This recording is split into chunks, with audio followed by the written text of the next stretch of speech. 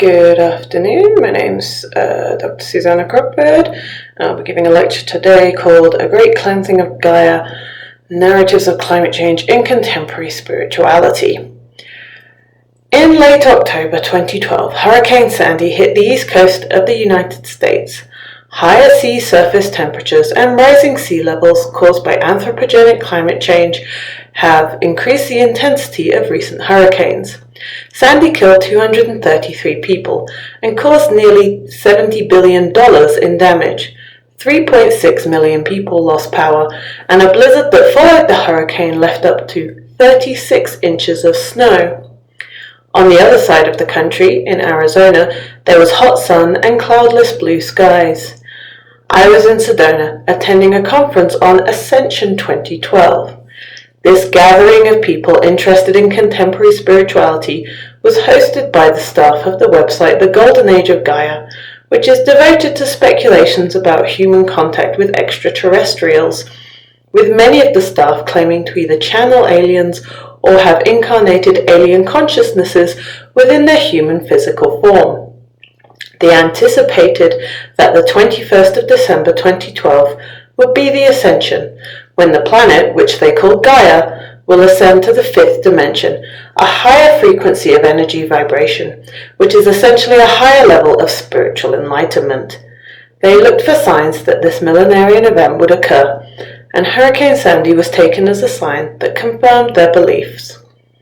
At the conference, Susie Ward channeled the spirit of her son, Matthew, who had died in a vehicle accident aged 17 in 1980. She claimed that in a previous lifetime, he was Jesus' disciple Matthew. Susie Ward has self-published 6 books of messages channeled from her son, including Earth's Golden Age, Life Beyond 2012, which has been translated into 11 other languages. Before her son's accident, she worked as a magazine editor. Until her retirement in recent years, she worked as a channeler and public speaker on spirituality and extraterrestrial civilizations. At the conference, she channeled her son Matthew and told the audience that Hurricane Sandy was not man-made. The Illuminati had lost control of their technology to control and exacerbate storms. Because there was negative energy deeply entrenched in New York, Mother Earth was releasing the negativity to be transmuted into light. People affected by it were doing a service by enduring this inconvenience, her word for the effects of the hurricane. Later in the same conference, Linda Dillon, an author on spirituality and a channeler of what she calls the Council of Love, channeled a number of different beings, including Gaia, the Earth. Linda Dillon became a channeler after a near-death experience in a car accident in 1984. Previously, she worked as a healthcare executive. Beginning her session, Linda said that among the things she knows is that the ascension is real and that certain events will happen as a part of this process, including Hurricane Sandy. She closed her eyes to remove distractions and moved her head slightly. She invited us to let our eyes go lazy and focus on our third eye, so we could see and share the experience. Her voice altered slightly as she channeled Gaia. I am Gaia, she said, with a pained expression and her hands down. Yes, the mother speaks of how you are her children, birthed from her heart, her core. Beloved ones, you are also my children, the ones that I have welcomed to my hearth, home, breasts. I ascend with you, and I have waited and waited for the opportunity to begin my journey back home. Don't do this alone. I do this in tandem with you, with the collective, with each of you. I have many children, billions, the largest family of all. I wish to speak to you today of this hurricane, of earthquakes, my adjustments. I am already underway. It is needed, not in violence, but love. There will be little cleanup. The meaning of this hurricane is more profound than you know, with many layers. Bless those sacrificing their homes, energy, and jobs to allow this cleansing to take place. Stay calm, smile a lot, and extend in welcome to your stars, brothers and sisters, and all others on this planet, this greeting. Those affected by this cleansing, by the being called Sandy, your service to all of us. They will be attended to. It will reveal a great deal. I give you my heart. I give you my love. Farewell. Both the channelers personify Gaia or Mother Earth as a benevolent, caring maternal figure, with humans as her children. The hurricane is depicted as a positive thing, a cleansing of negative energy, and part of the planetary ascension to a higher dimension. The effects of Sandy were characterized as inconvenience and adjustments. The suffering of those affected was transmuted into benefit. The narratives of channelers about Sandy also do not link the hurricane to climate change. It is part of a larger spiritual evolution, uniting humans and the planet, Gaia and her children, and therefore there is nothing to worry about in this view. The New Age Gaia is only positive. Transformation and change is for a higher purpose, and any suffering will be temporary. They will be cared for by Mother Earth, as a mother tends to a graze on her child's leg after a fall while learning to walk. It is a denial of the human action affecting the climate system, which exacerbates extreme weather events, and also a denial of human costs of those events. It also frames extreme weather events as cleansing, which suggests that to these channelers, certain people need to be removed in order for spiritual progression of the planet to occur. This shifts what is ostensibly positive spirituality focused on increasing love and harmony into something far darker. I attended this conference in the town of Sedona, where I lived for 2 years from 2012 to 2014 as part of my dissertation fieldwork. Sedona is renowned as a New Age Mecca. The small town of around 17,000 inhabitants is built within a series of striking red rock canyons. Several of the rock outcrops are named vortexes, intersections of ley lines or earth energies, that create sites of spiraling spiritual energy. Practices associated with the New Age, such as channeling, clairvoyance, and meditation, are said to be enhanced at the vortexes. Sedona has drawn thousands of spiritual seekers looking to have spiritual experiences. This has created a range of small businesses such as crystal shops, psychic readers, and vortex stores to cater to this demand.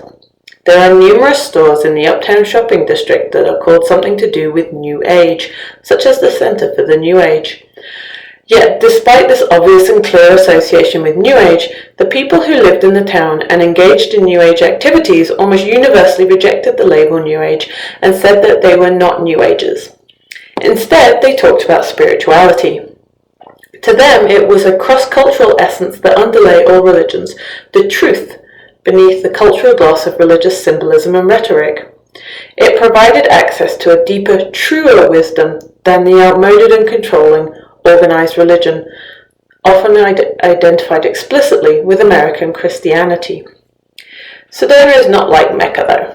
Most of the town is not involved in spirituality. It is a tourist resort and retirement community, attracting 3 to 4 million visitors per year. Its beautiful landscape and relative accessibility to larger urban areas means that it has very high real estate prices. Many of those who do own property there are second homeowners, some others super rich, such as former Senator John McCain and actor Sharon Stone. Most of my interlocutors could not afford to own their own homes there. They generally rented, or some camped in cars, RVs, or tents beyond the city limits. There were a number of local government ordinances to keep the hippies and transient population out, such as shutting down a trailer park and turning it into timeshares, banning camping within city limits, and moving on of the homeless by the police. The town was controlled by its Chamber of Commerce and the older, wealthier residents. Many denigrated the New Agers as woo-woo. Those who engaged in it were looked down on, delegitimated. They were seen as silly, pretentious, or inauthentic. Yet at the same time, spirituality was incorporated into the touristic appeal of the town, with vortex tours, metaphysical getaway spa packages, and healing modalities sold by the major resorts in the town. So I've been talking about spirituality, New Age, metaphysical religion, but what do any of these terms mean? They are to a large part synonymous, and when I talk about this milieu, I use the term spirituality, because that is what my interlocutors in Sedona primarily called it. In the definition I arrived at over the course of my fieldwork, spirituality is a constellation of beliefs and practices clustered around the central concept of energy as an all-pervasive force. Everything is energy, and all energy vibrates at a specific frequency. If Christianity is Jesus talk, then spirituality is energy talk. Spirituality uses the language of science to talk about themes that are religious, such as using the concept of multiverses to talk about reincarnation. Mary Jane Rubenstein, in her book Worlds Without Ends, The Many Lives of the Multiverse in 2014, suggested that there could be a new religious language that mirrors the new physics of special and general relativity. Spirituality is such a religion, I argue, that does not rely on a single creator God as a theological concept of creation ex nihilo does. Spirituality does have a conception of divinity, however. The universe is a pantheistic conception of divinity. Sometimes the words source, spirit, zero point, or singularity were used in the place of the universe. I would most often hear my interlocutors thank the universe, advise someone to leave it to the universe, or suggest that the universe wants you to have this. Indeed, they told me that we're all part of the universe experiencing itself. Energy vibrates out throughout the universe, with the highest vibration as source, which encompasses all things and is all things. Yet the human experience is of separation. Life is the experience of separation of what is actually unified, a concept which they call oneness. There were progressive stages of enlightenment described as a spiritual path. Different vibrational levels of energy were called dimensions, and our reality was called the third dimension, a dimension with matter that was dense, earthly, fleshy, with suffering and pain. The spiritual path meant raising one's personal vibration through spiritual practice. It was an evolutionary process, progressive, raising one's vibration from the third to the fifth or higher dimensions.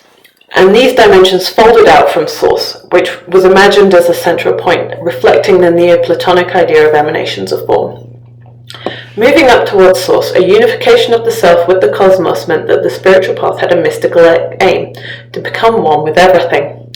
This could be achieved any way you felt resonated with you, but it was often through physical practice such as yoga, tai chi, meditation, emphasizing the positive in thought and speech, eating a high vibrational diet such as raw food vegan, or earning money in a conscious or non-exploitative way. They hold a millenarian belief in a new paradigm, replacing the old paradigm. Instead of new paradigm, this is also variously called the Age of Aquarius, the shift, or the ascension. This is when the whole planet ascends to the fifth or higher dimension. Work towards this is achieved through going on individual spiritual paths, a sort of 100th monkey idea that if enough individuals personally ascend, then the planet as a whole will ascend. The ascension can be gradual or sudden. There were those who believed in both, and for many the specific date was set as the 21st of December 2012. The ascension would mean a change in the economy, money and capitalism would disappear, in society to a more egalitarian and cooperative formation, and in the relationships of humans to nature becoming less extractive and destructive. Overall, the ascension meant a shift from the dominance of a competitive, aggressive masculine energy to a cooperative, emotional feminine energy. I want to focus for a moment on the part of their belief that involved nature in order to make sense of their interpretation of climate change. My interlocutors in Sedona saw humans as exploitative and degrading nature through their activity, and part of the ascension meant reframing of this relationship. But what is nature in this cosmology? They saw nature as positive, gendered as female, a caring mother who took care of all living beings, employing the trope that extracted Gaia from Greek mythology and characterized her as Mother Earth or Mother Nature. How then to incorporate a changing climate? In one sense, climate change was not a problem for my interlocutors to conceptually incorporate, because they saw great changes as occurring with the ascension: earthquakes, floods, hurricanes, and so on. These are fairly standard apocalyptic motifs that derive from the tradition of apocalypse literature in Judaism and Christianity. But it was also a conceptual problem, because if nature is benevolent and caring, then why do so many people die in so-called natural disasters? The answer is clearly given by Susie Ward and Linda Dillon in their channeling at the Ascension 2012 conference. Nature is clearing out the negative energy in order to provide new growth, just like during the winter. The people who suffer, lose their homes, are only inconvenienced because something much better is going to come as a result of their sacrifice. In this frame of contemporary spirituality, climate change is a form of gardening by Gaia, clearing out the weeds and chaff so that new growth can emerge. From a scientific, rationalist perspective, this amounts to a form of climate denial, denying the science behind climate change and choosing to see its effects in the Earth systems as positive. As an aside, it is perhaps now not so surprising to learn that in the year 2020, many of my acquaintances in Sedona denied that COVID-19 was real. They refused to wear masks. They blamed the health problems people suffered on the effects of 5G cell phone towers instead. So there is an anti-science or anti-expertise thread running through the narratives of contemporary spirituality. They see real truth as discerned by the individual through personal feelings. But there is more than simple misinformed opinion-making going on in their response to ecological transformations, I argue. The phrase, "a great cleansing of Gaia," struck me because it actually reflects the attitudes found in the scientific work of biologist James Lovelock, who first proposed the Gaia hypothesis with microbiologist Lynn Margulis. For Lovelock and Margulis, the Earth systems are self-regulating and amount to a living organism. Climate change is the immune response of the planet in some of Lovelock's latest books, such as The Revenge of Gaia in 2006 and Novacene in 2019. As an aside, we should note that Novacene means roughly New Age or New Era. Lovelock predicts that as average temperature rises, humans will become unable to adapt and intelligent sentient machines will predominate.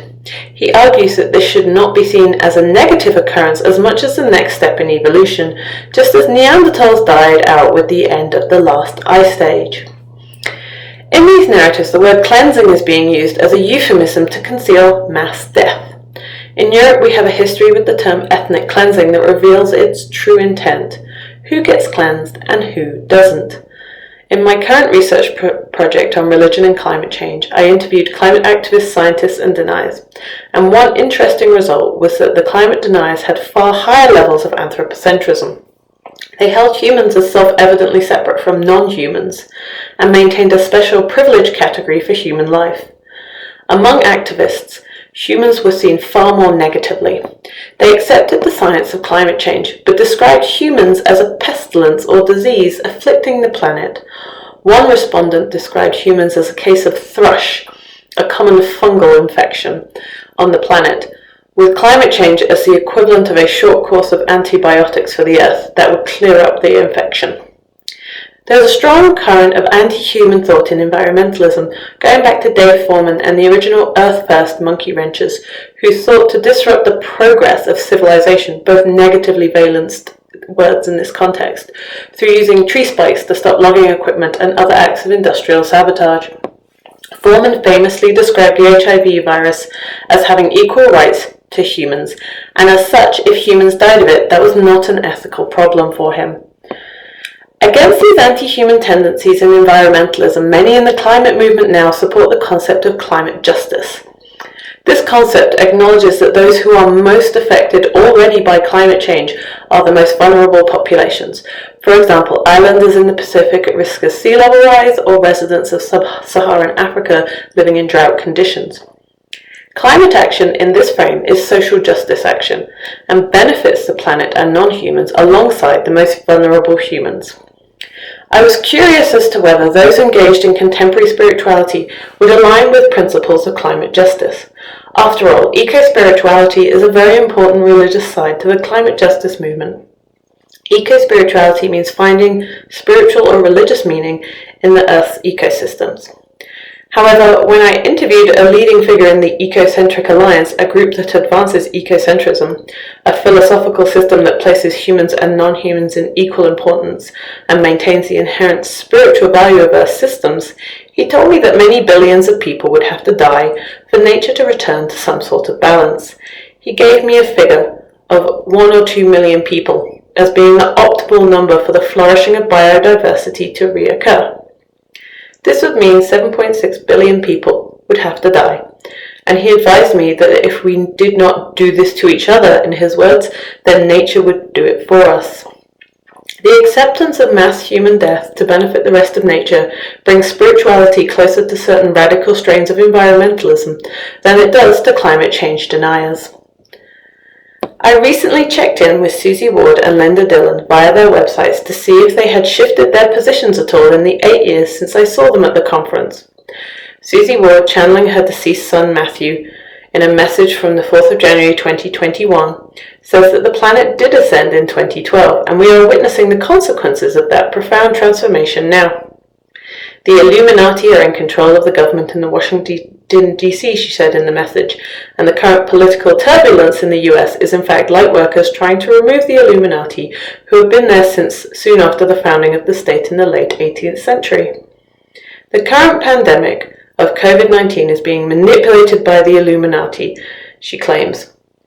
The disease is not as serious or as deadly as the media portrayed, and it is in fact designed to lower our collective vibration and thus will not last much into this year because love and light will win, and there are extraterrestrial scientists helping to reduce the toxicity of the vaccine and also the lethality of the virus. Climate change and the pandemic are both part of what she calls the liberation of Gaia's planetary body. And I quote, "Like everything else in existence, that disease is energy, and the less energy given to it by thoughts and feelings, the faster it will fizzle out." Linda Dillon of the Council of Love still channels a range of beings, including Gaia. In a message posted in December 2020, she claimed that this is a planet of love, but also of creation, and creation requires transformation, and that some things still need to be cleansed. We are currently in a period that she called rehabilitation and reconstruction of the planet. Gaia is helping us to get to the new Earth. So from this we can see that new events such as extreme weather events or global pandemics have been incorporated into the millenarian framework of contemporary spirituality. Channelers Susie Ward and Linda Dillon find that there is little need to change their message with world events when anything that happens can be included in their narrative of great transformation. Everything is for the better, they claim. A cleansing is occurring. But a cleansing of whom? Who counts as human in this framework that incorporates extraterrestrials, conscious planets, and messages from the dead? Everything is energy, so it is not being human that marks some out for salvation, but those with a high vibration of energy. This is perhaps why their understanding sounds so anti-human, because many humans persist with what those involved in spirituality would see as a low vibration. It is a way of saying that those outside of the religious framework will not survive the changes occurring on the planet and in nature, only those who accept the truth of that framework. This is classic millenarianism. So if I can offer a prediction as climate change worsens, there will be more millenarianism. The more it feels like the end of the world, the more people will turn to groups and systems of thought that say it is the end of the world, but that also tell them not to worry because a new, better world is coming. Thank you.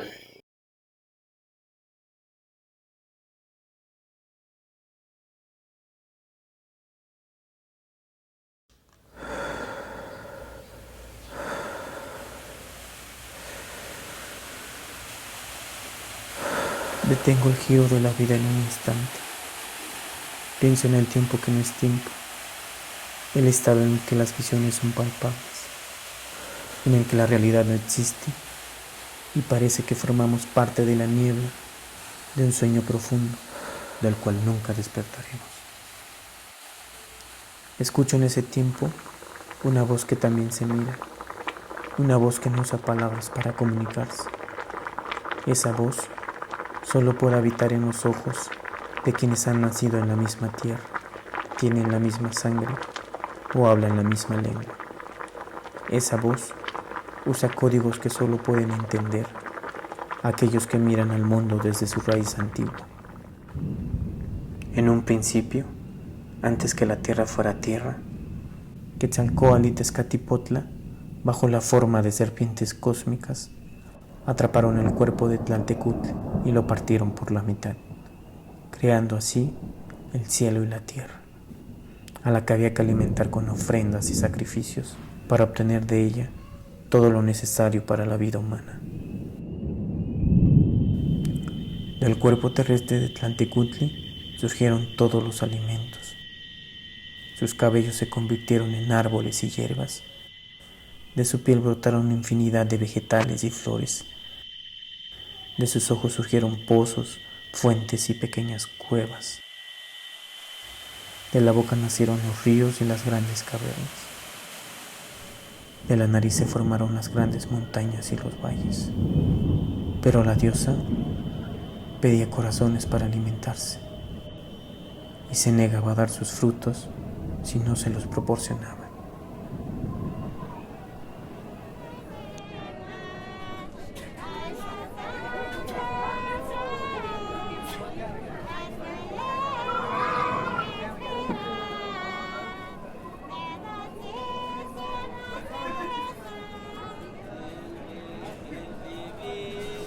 Nuestra Señora de la Tierra que sembramos se trata de una cruz de agua, pintada de azul, que es el color de Tlaloc, antigua deidad de la lluvia, el rayo y la tormenta. A esta cruz se le da de comer para que traiga la lluvia y proteja los cultivos.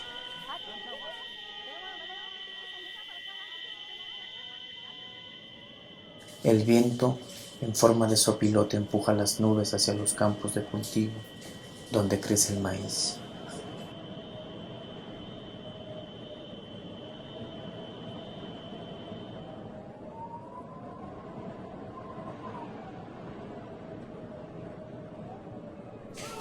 Los tigres de Citlala ofrecen su dolor y su sangre para devolver algo a la tierra, el inmenso ser sagrado, que traerá buenas lluvias y buenas cosechas.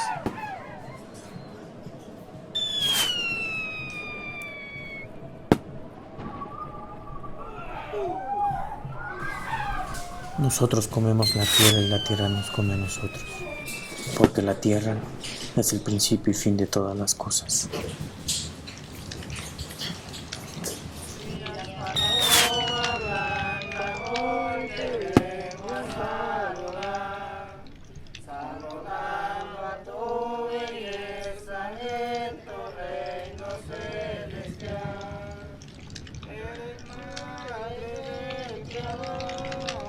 Amigo.